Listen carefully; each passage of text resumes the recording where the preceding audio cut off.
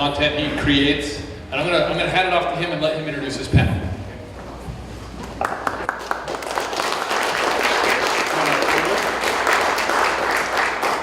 I know nobody knows who this is. Mayor Pike and President Williams, welcome. Thank you for joining us. Just a quick set some stage here and a quick background for me. Yes, I've actually spoken at the last event. First of all, let's do a round of applause for Ever and everything he's got going on.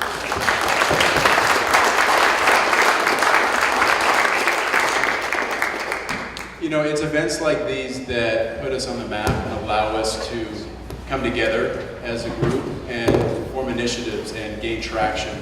And so these events are critical, and so I'm happy to be part of it, and I appreciate the invitation to step in. Now, this was actually slated to be an hour and a half, this particular segment, so anyways, that said, let's get into it.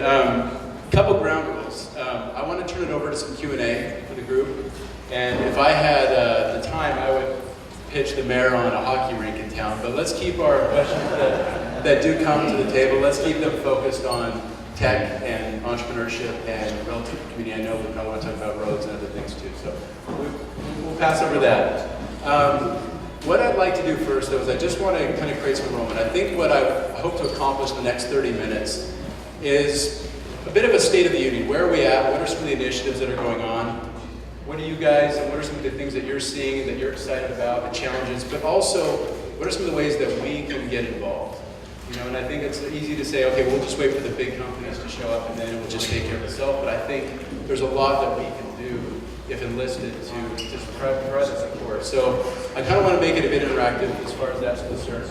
But let's start, first of all, and let's just do a kind of a quick introduction and maybe set the vision for some of the things that you're trying to accomplish as far as your domain is concerned. You know?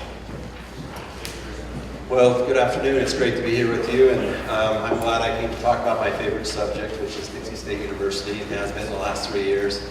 Just to give you an overview, our university is about 4 years old, if you're not familiar with it. It was a junior college at one time, and then became a college, a 4-year granting institution, and then 4 years ago we became a university. We are, by statute in the state of Utah, we can grant master's degree programs, and those are coming up. But for the most part, we're a baccalaureate institution right now, but we're looking to really bless the community with programs that are of need. 3 years ago, we went through a rigorous strategic planning process. We were a very young institution. We had 20 baccalaureate degree programs. We had a direction that we thought we should go, but we wanted to open up our strategic plan to the community. So we had many people come. We hosted town hall meetings, and we wanted to really create a direction that would be most beneficial to St. George and Washington County and southern Utah. Through that plan, we have 6 major goals. We are in our second year of implementation. One of those goals was to create an academic plan and what we wanted to be and what we wanted to look like.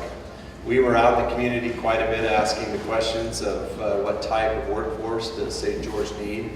And we started listening as much as we could, and we discovered that there were some themes that we needed to definitely address STEM, we definitely needed to address business, and we definitely needed to address healthcare.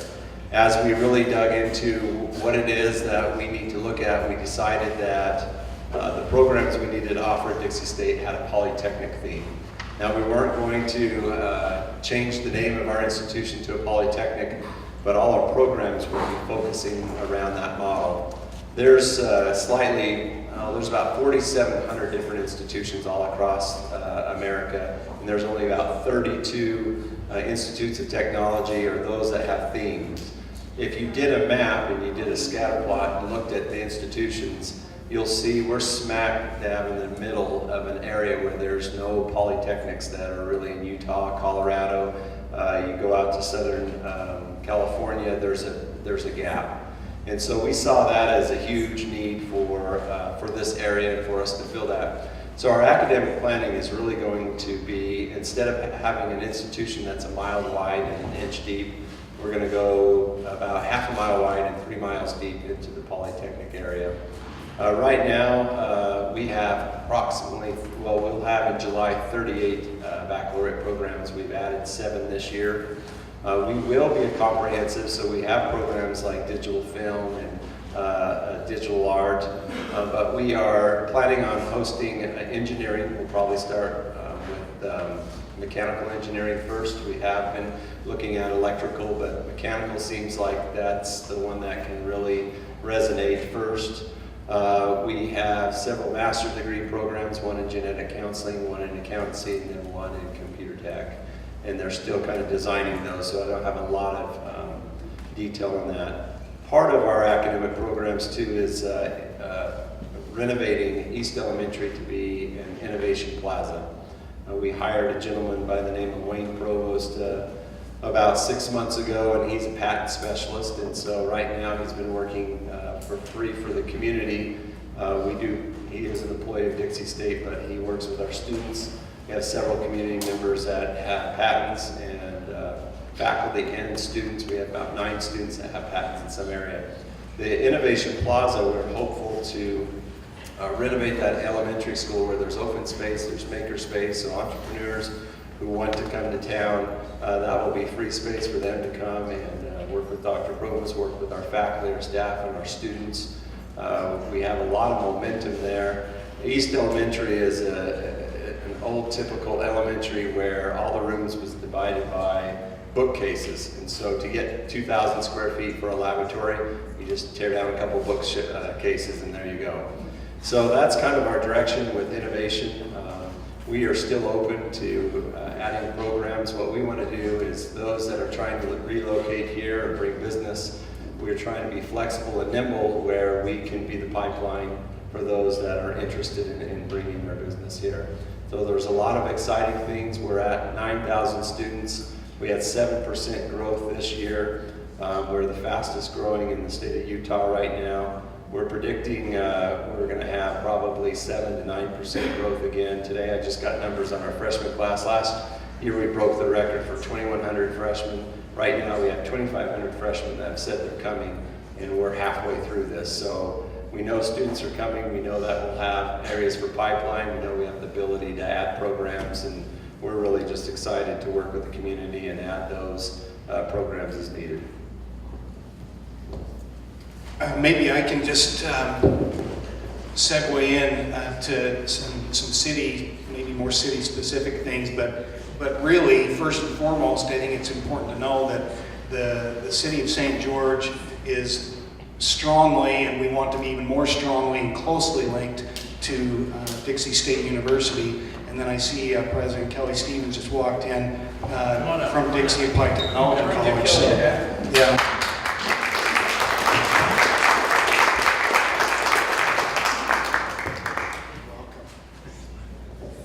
And really, as we look at our future, I mean, it's so important that we, as the president just said, I think he used the word nimble at least a couple times, and I think that's really important for us to all be nimble and be responsive and hopefully even anticipate with a little bit of help from our friends, the market, and where we need to be. So, how do we fit in? Well, I think we need to make sure that we are not only a friendly partner, but really this needs to be, as the president has called it, a university town.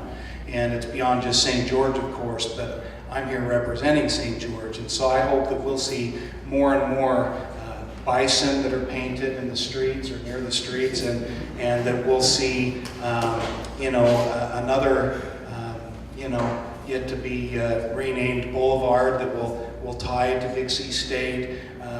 We want a direct link from Dixie State to the downtown area, and you might say, well, for what? Well, I hope in the future we'll have more restaurants and shopping establishments, offices. I want to see more business located here. And we've done some of our own research. We had a gentleman come in named Roger Brooks, who kind of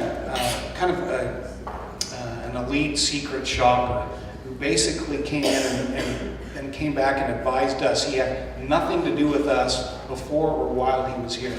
He came at the end of the week. He invited us in, and we listened to his findings. and we found a lot of things that we needed to do. And a lot of it you think, well, you kind of know, but a couple of the things were, better wayfinding, more restaurants in the downtown area, more stuff going on downtown that ties to Dixie State University, that ties to tourism and visitors. So you'll see some other things. We don't have time to get into all of it, but I think the better that we link in with our business technology companies and with our institutions of higher learning and our K through 12. And I know it's already, there are those in this room that are making that happen starting, 4th grade or maybe even earlier. So all those things are important.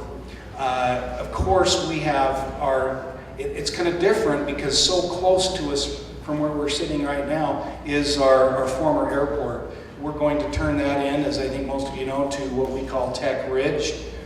And we're trying to figure out, we were talking this morning with some high-tech folks that are visiting out mountain biking this weekend, and maybe at some of the conference, I'm not sure, but we were saying, do we need a cable car or a gondola, zip line? Exactly. Getting people up and down. I don't know, we'll see. But we want to have a critical mass of high tech, if you will, starting with ones that are already here. We probably have somewhere around 75 companies that are here in the technology high tech field. Most people wouldn't know that, but it's true. Now we have several that are really doing well and on the verge of doubling and tripling. If you talk to Isaac Barlow, Busy, and their recent announcement of their contract, their partnership with Caterpillar, it's going to vault them into a new stratosphere, and they'll be doubling, tripling in size. Well, I'd like to have them do that on Tech Ridge, and so would Isaac. So I hope we'll see that happen. And then you've got Printer Logic and several other companies that have said, we've got to grow. We'd love to do it and have them do that in a place where others could see that and say, okay, there's a place where we could be and grow and innovate. And we've got to work out just how that looks. We're working with key partners locally, as well as a consultant from California called Concord, who are trying to help us gather information on what would be feasible and how to do this, how to structure it. Even this morning at a breakfast I went to, they said, okay, just make sure you leave opportunity for innovation. It's not too structured. And so we're learning, we're visiting other places, trying to see what has worked elsewhere and what might work here. We've got some ideas for Kelly this morning, I'll talk to her about later, in terms of some of in her new facility, again, being nimble and not being too structured and letting people come and learn and experience and innovate. So it's going to be interesting to see what we can accomplish. But, these things don't happen overnight, but I think if we are mindful of those that we have here now and who are innovating and who are ready to grow, if we can stay out of the way, if we can offer places and spaces and any help we can as a city and as higher ed institutions, great. Anything we can do to foster that environment, enrich it, great. And then I think the organic growth will happen. It is happening. I think it will happen more, and then you never know. Then there's the things like we've seen up in Salt Lake and Utah County, where you might have an Omniture that gets purchased by Adobe or something like that. That may happen down the road, but I think right now we need to grow from within, create an environment that allows for that and encourages it. So that's my perspective. Let's pass it to Kelly. We're talking about just a quick introduction and maybe your vision of how you play a role and how you'd like to play a role in the evolution of our tech presence here. All right, my name's Kelly Stevens. I'm the president of the Dixie Applied Technology College. How about now? All right. I'm Kelly Stevens, president of the Dixie Applied Technology College. Happy to be here with you today. So I was driving over, I was thinking, just in my mind, I went way back to the early 90s when Eric Pedersen started a Center of Excellence at then Dixie College.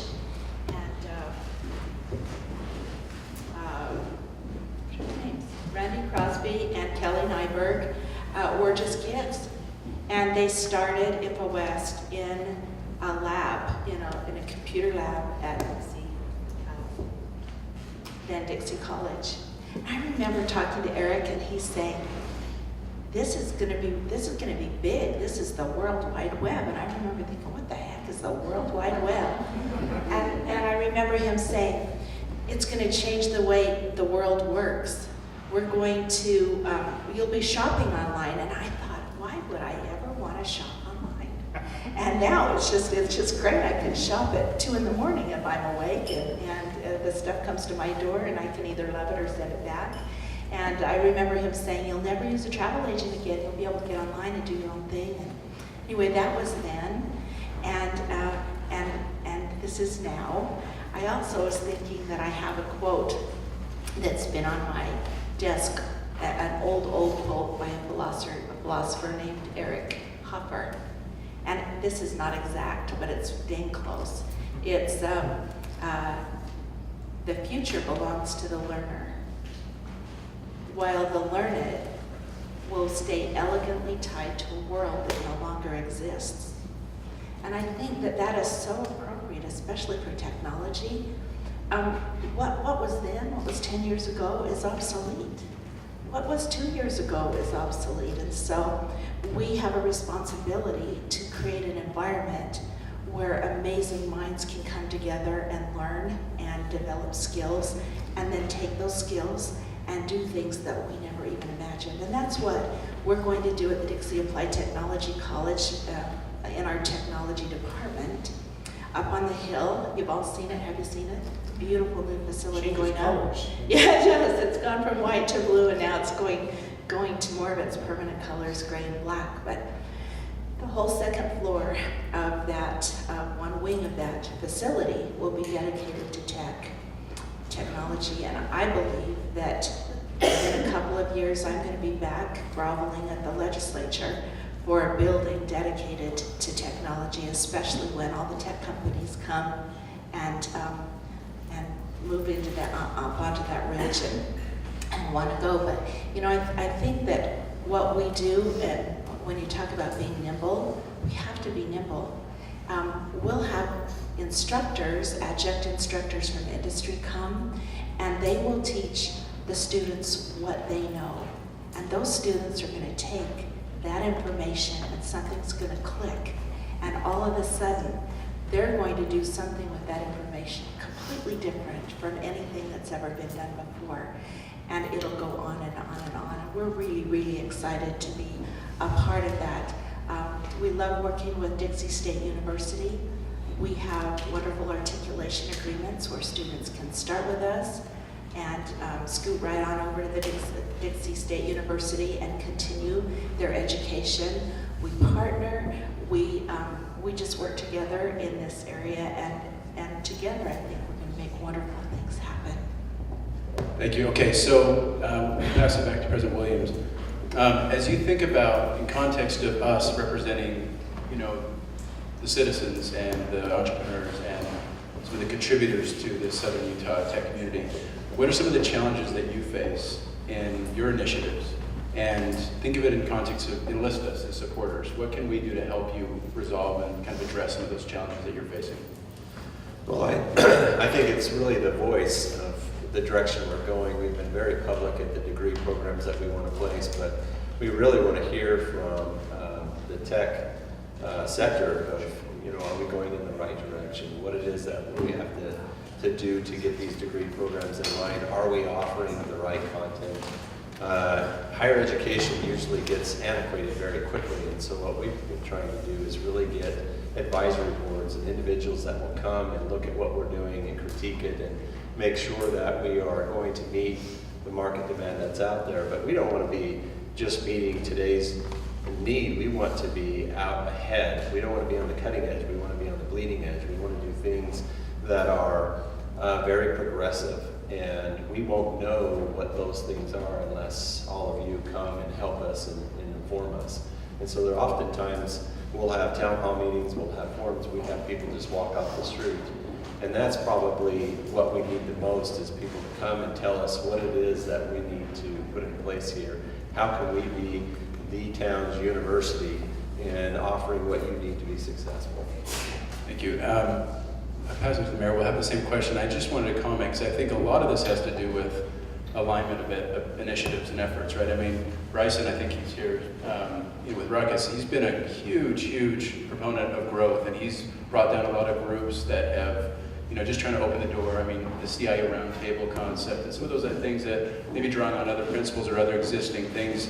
And so I'm curious, I think is a big part of this is everybody can make a difference, everybody can play a role, and I think it's really grabbing a hold of those that are leading and are on that leading edge, and realizing, I think one of the biggest compliments that I've heard is how open each of you are to anybody to come in and get involved. And that's not typically as accessible, but it's a testament to how interested you are in enhancing, making this an environment that's going to thrive in that way. So, Mayor, on your end, what are some of the challenges that you're facing as where can we get involved?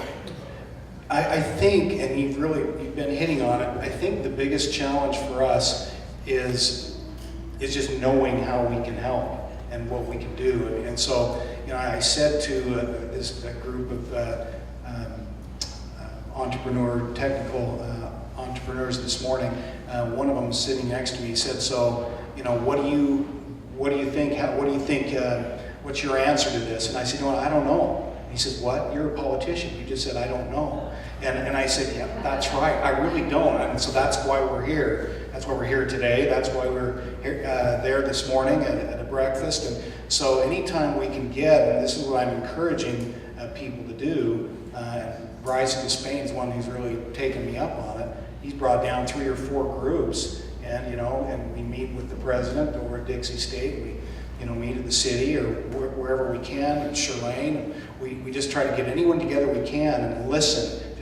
And it usually starts slow, because we say things like the president just said, we want your input, and people, I think, naturally say, no, they don't. They don't really. Well, no, we do. And so once I think we convince people that we really do want your input, then we'll try our very best to respond. I learned several things this morning that I'd never thought of before, not even remotely. And I think, we're going to do a little bit of rehash of what we heard this morning and say, okay, let's don't throw anything out. Let's just list those ideas and what might we be able to support here? What would it take to do it?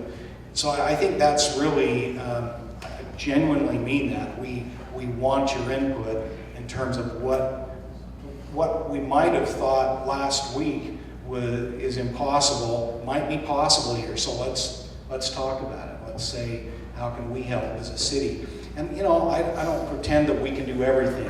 We're limited in our funding. I know the presidents are limited in their funding. But if we're going to be in the business anyway, then let's at least make the best informed decisions we can. And as President Williams said, we've got to be as much as we can ahead of the curve instead of behind it. We can't be playing catch up. And we still need to acknowledge, I think it's really important. I'm relying on these 2 presidents a lot.